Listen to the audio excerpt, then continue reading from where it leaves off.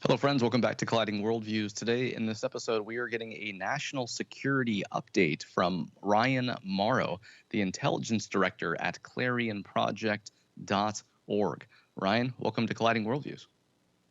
Thanks so much for having me. It's great to have you here, Ryan, to give people an update on what's happening throughout the world. And people may or may not have seen that just in the last few days, we see these news stories about John Bolton. Please explain to our audience, if they don't know who he is, what he did. And we have these mixed stories, at least a couple days ago, that he was fired. Other stories, he resigned. What are all the issues there?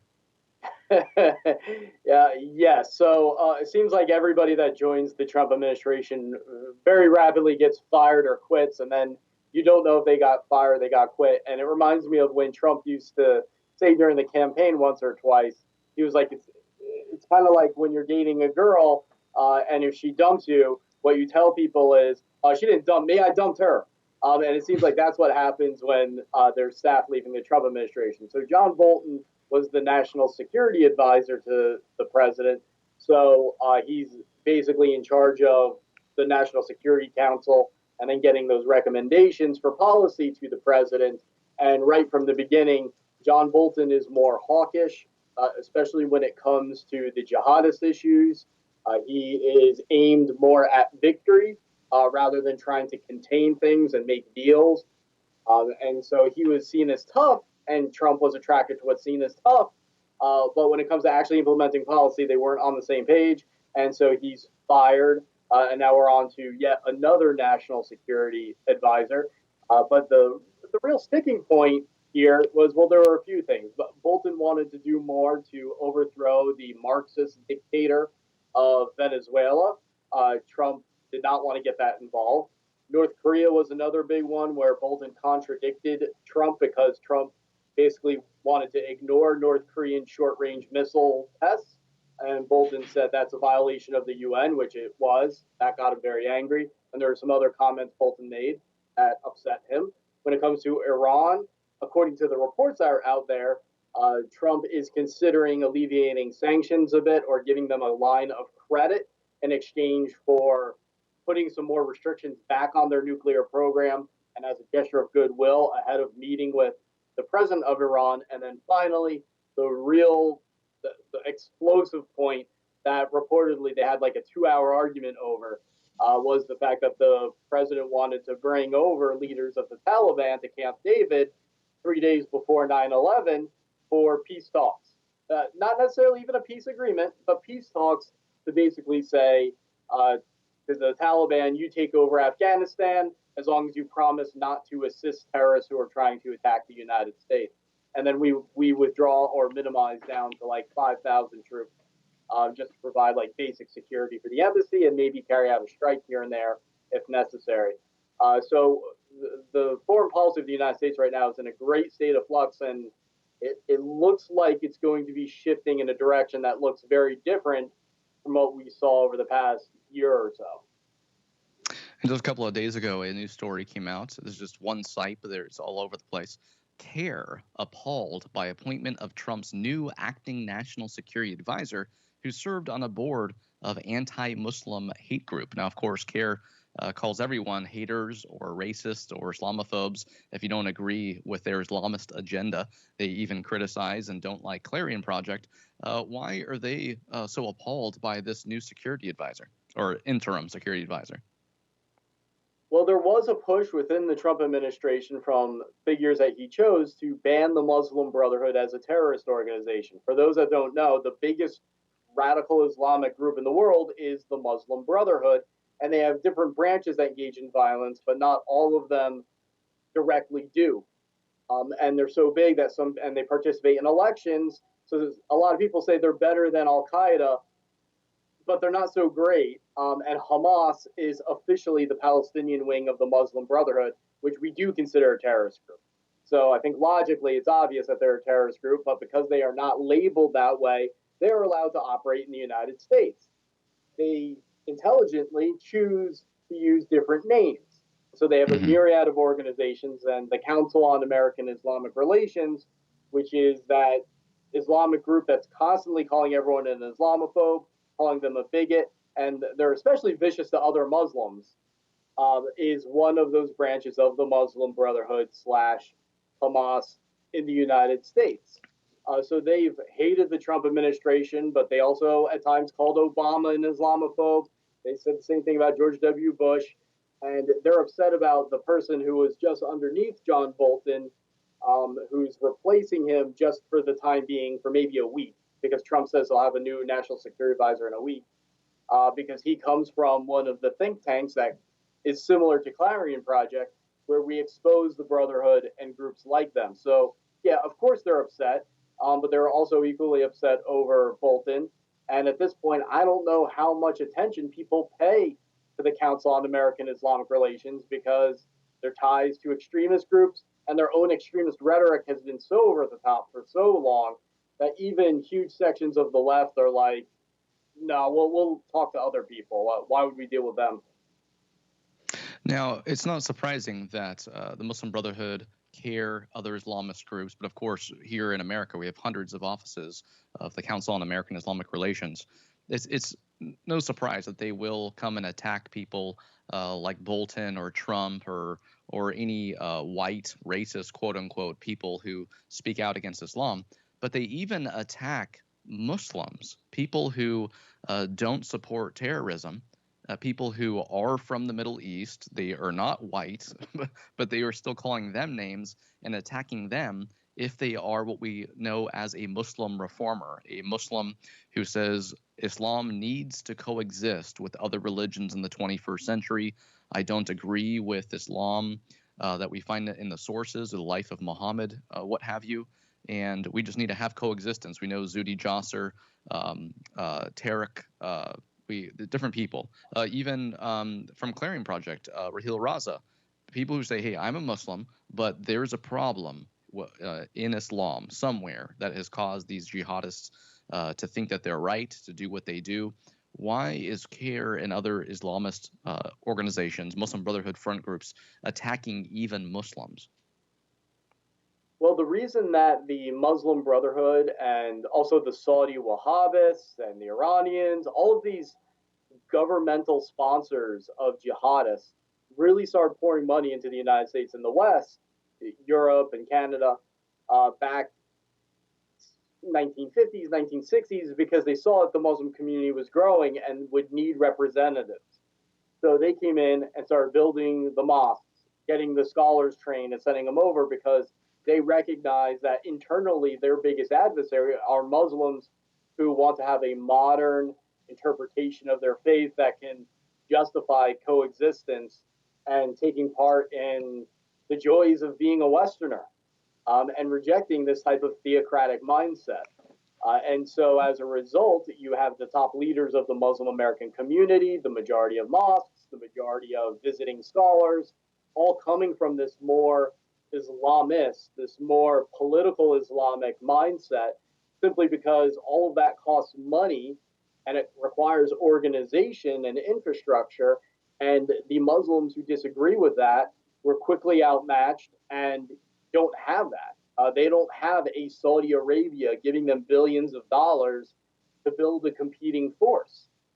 So they're very outmatched. But when you look at polls of Muslim American opinion, I'm thinking specifically of a poll from 2011.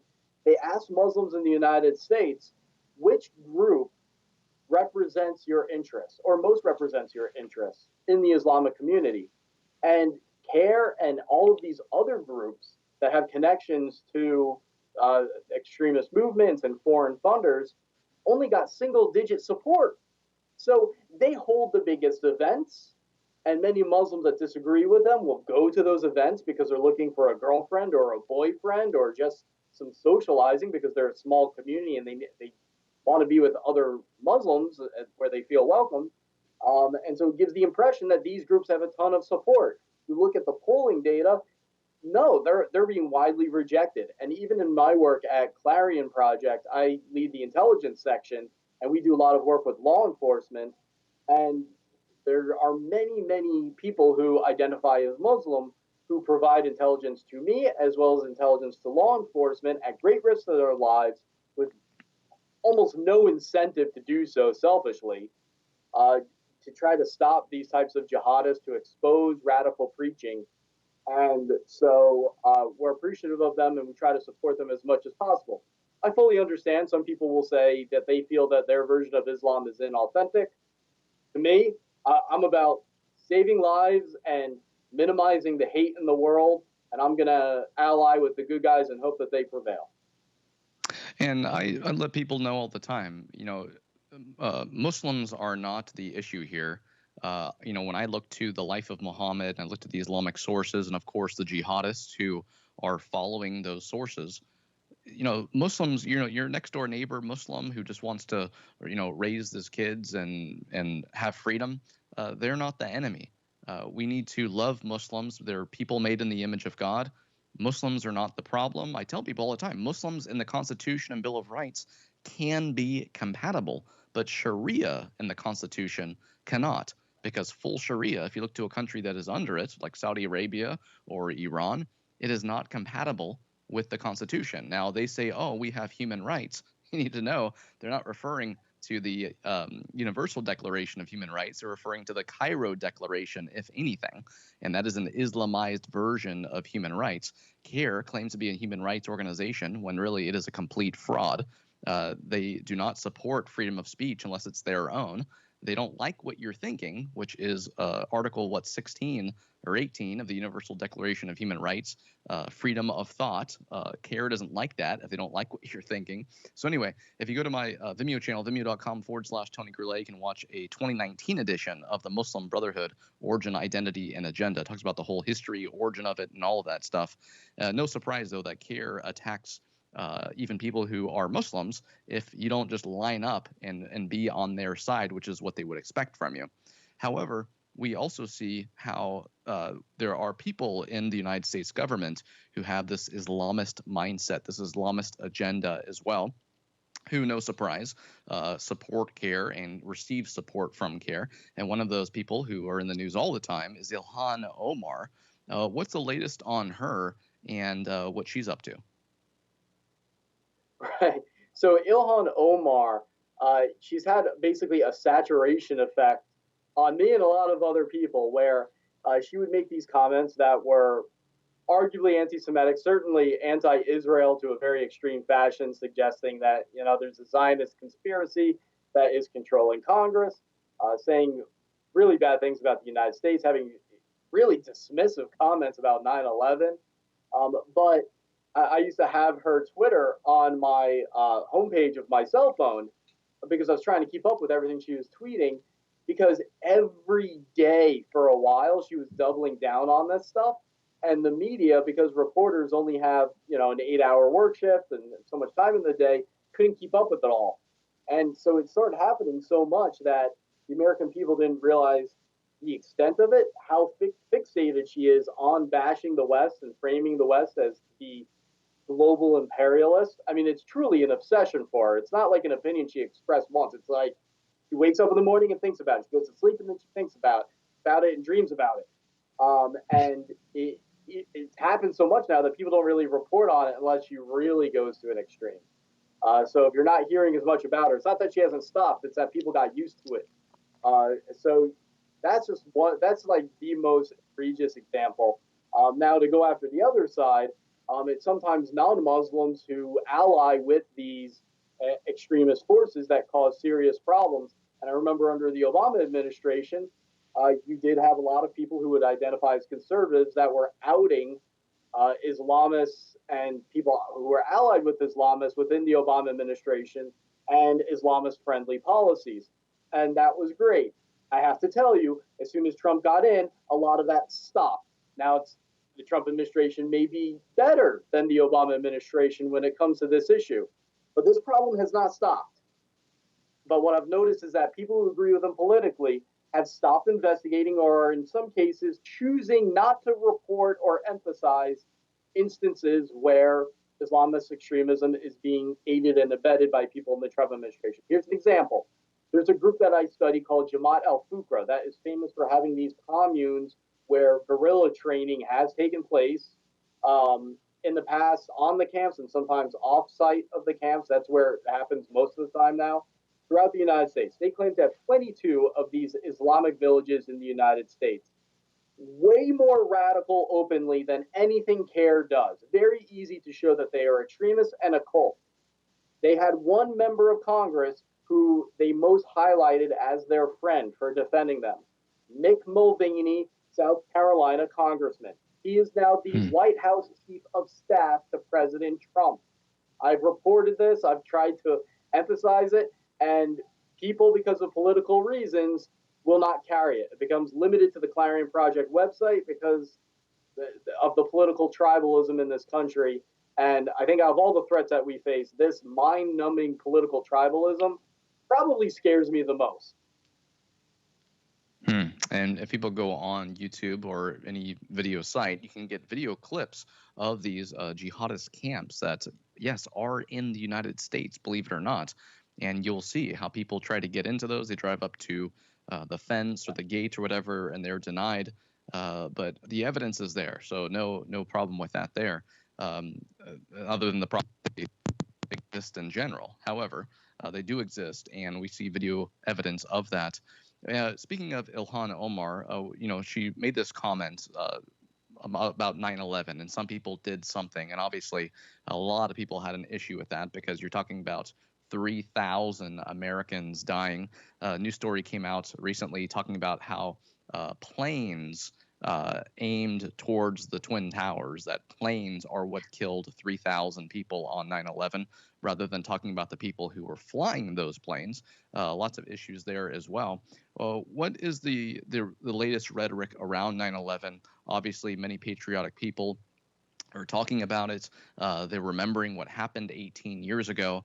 Ryan, when you think about where you were on 9/11 and what happened that day on American soil, and then you look at where we are today as far as the Islamist groups and how far they've come, what are your thoughts on all of that? Oh, I get very cranky, because it's rare that there's a conflict like this where the side that is good is so clearly the good side, and the bad side is so clearly the bad side, and the good side is so clearly stronger than the bad side. And yet here we are still arguing over basic fundamentals of what this conflict is and how to win it.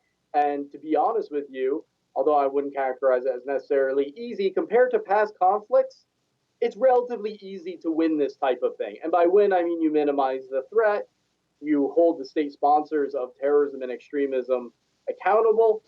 We don't have to be in this situation that we are currently in, especially this long after 9/11.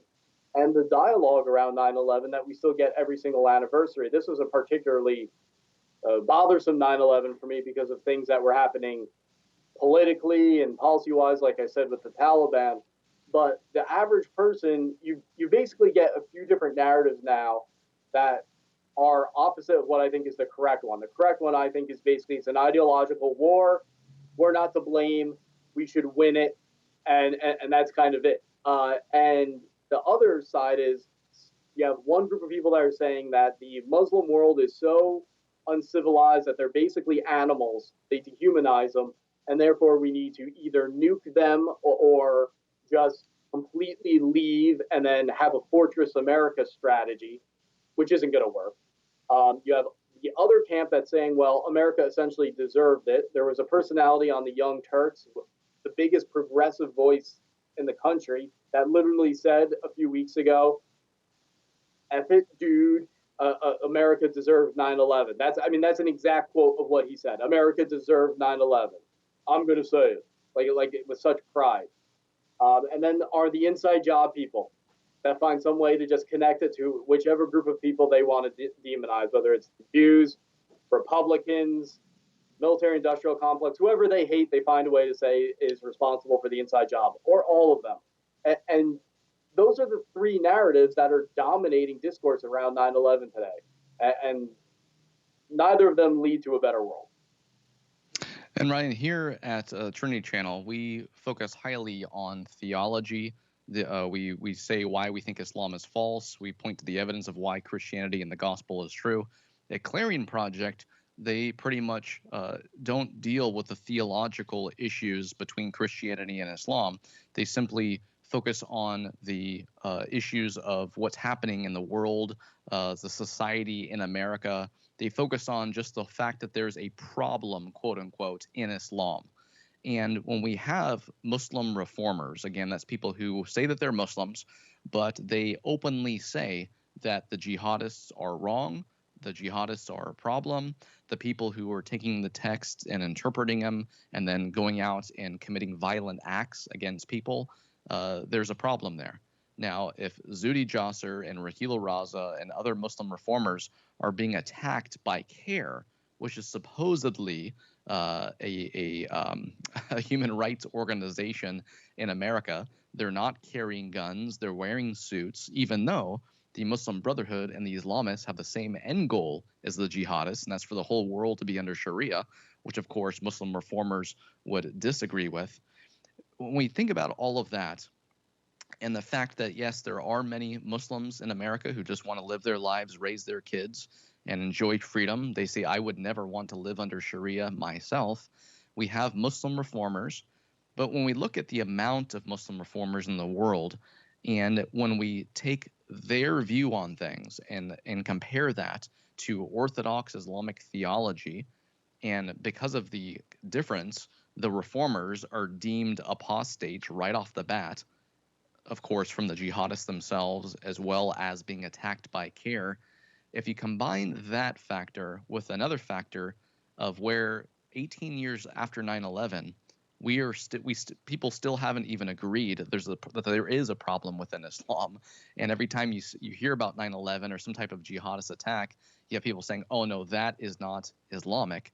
I mean, if we can't even agree on what the sources say and what they tell people to do, how can we ever move forward and have the Muslim reformers be successful with the small amount of Muslim reformers compared to the people who are afraid to even speak out because they'll be labeled apostates?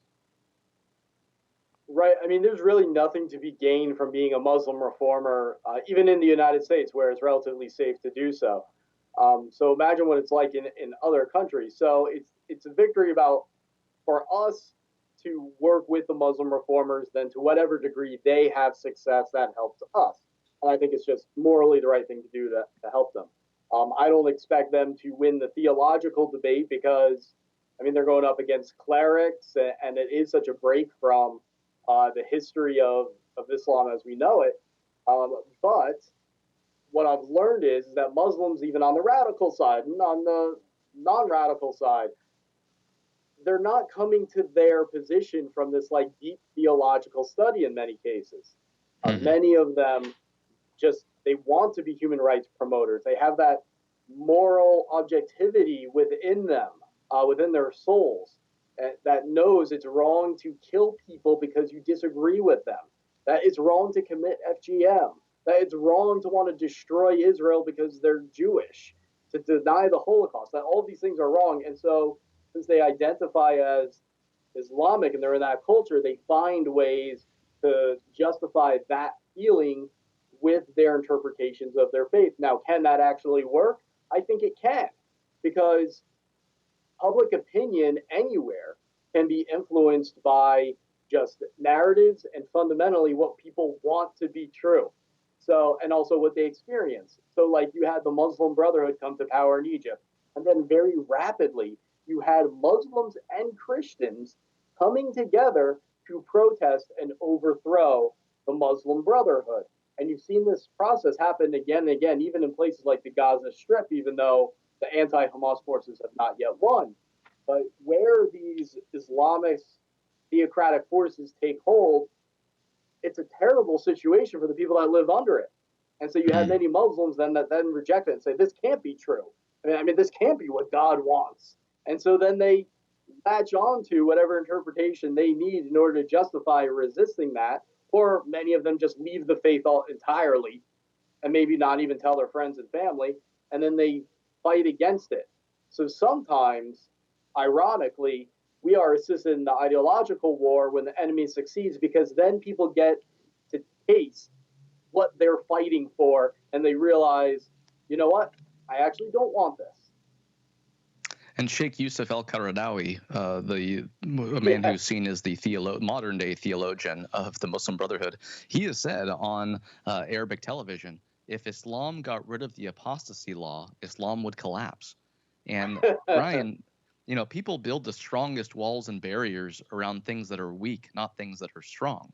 So if he says that if we get rid of the apostasy law, Islam will collapse, well, that's just letting people know that Islam does not have evidence to back it up. If we look to the apostasy law, that people are killed for leaving it, people have to be feared into staying. And think about that. I mean, we see tons of Muslims leaving Islam, but at the same time, there are many Muslims who left in their minds a long time ago. They'll just not publicly let people know because, again, they'll be labeled an apostate, and that brings the death penalty. So the apostasy law itself is another issue here. But yes, appealing to the conscience of human beings in general, of course, many of them are Muslims, is going to be helpful here. I mean, if you don't bring theology into the equation, what else do we have to appeal to other than the fact that, hey, is this right or is this wrong? And is it objectively right or wrong? Ryan, we only have about a minute left, but I do want to ask you about any of the latest updates on the Iranian regime, ISIS, other jihadist groups. Sure. So we're coming to a situation upon us that's really interesting with the Iranian regime, which is that we have a maximum pressure campaign against them. We are not supporting the Iranian opposition because the policy of the United States right now is against regime change. I think that's a mistake. I think we need a Reaganite strategy, that there's no good reason for the Iranian regime to survive when the vast majority of the people want it gone. But that being said, President Trump does want a deal with the Iranian regime. And the regime is going to demand that we help them survive in oppressing their people. That's inevitably going to be part of whatever arrangement is made. So over the coming months, you might see a debate in the United States about, do we take a deal that maybe scales back or eliminates the Iranian nuclear program and state sponsorship of terrorism, but then means the regime survives, and we abandon the people? Do we take that, or do we continue on the current course for however long? And that's going to be a new debate within America that we haven't had before. So for updates for that, people can go to clarionproject.org and sign up for our newsletter, because Facebook, you post an update there, you never know if you're going to get it or not, if you're a fan. So sign up for the email, and then we'll keep you updated on all of this, because things are changing daily, it seems. Ryan, we definitely appreciate the work of Clarion Project on the Radical Truth Facebook page. RadicalTruth.net is the ministry that I'm with. But our Facebook page, we have a lot of news coming out of there, and many times we will get news stories from Clarion Project that they've put out, and we will post those and, of course, put some commentary along with them. But Clarion Project is just one of the websites that you can go to get the news that is not talked about in the mainstream media. And again, you will get a viewpoint from Clarion Project that you're not going to get from the mainstream media either. Ryan, as you know, whenever something happens in society that has to do with Islam, who does the mainstream media call? It is a representative CARE to come and talk about that, about the Muslim who was oppressed, or how Islam is being ridiculed, or what have you. So again, we thank God for Clarion Project and the work that you guys are doing.